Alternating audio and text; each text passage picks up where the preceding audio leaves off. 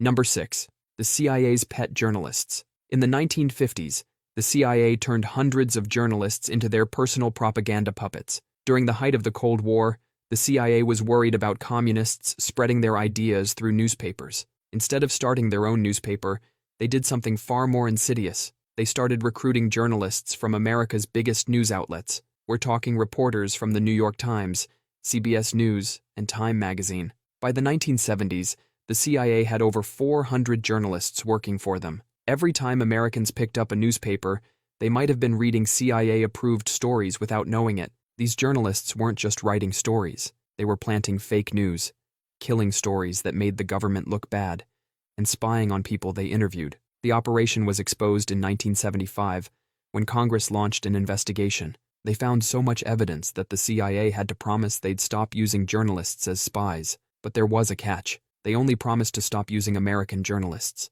Number 5. The FBI versus the people. In 1971, a group of activists broke into an FBI office and stole thousands of secret documents. These documents revealed a secret program called COINTELPRO, where the FBI was actively trying to destroy American citizens' lives. The FBI wasn't just spying on people. They would send anonymous letters to people's spouses claiming they were having affairs. They would spread rumors that civil rights leaders were government informants. They would even try to convince people to kill themselves. Take Martin Luther King, Jr.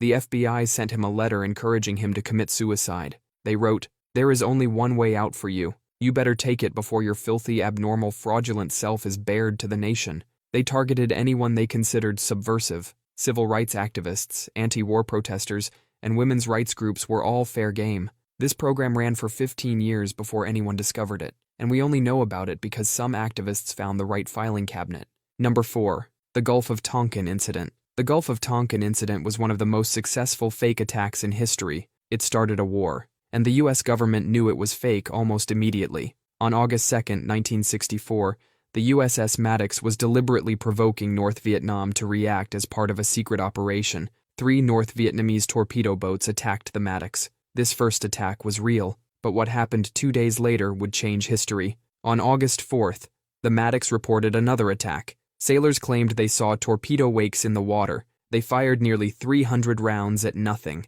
The commander of the Maddox even radioed back that he was pretty sure no actual attack had occurred. President Johnson went on national television, telling Americans we'd been attacked again. Congress passed the Gulf of Tonkin resolution almost immediately. This gave Johnson the power to wage war without actually declaring war. Secretary of Defense McNamara knew there was no attack.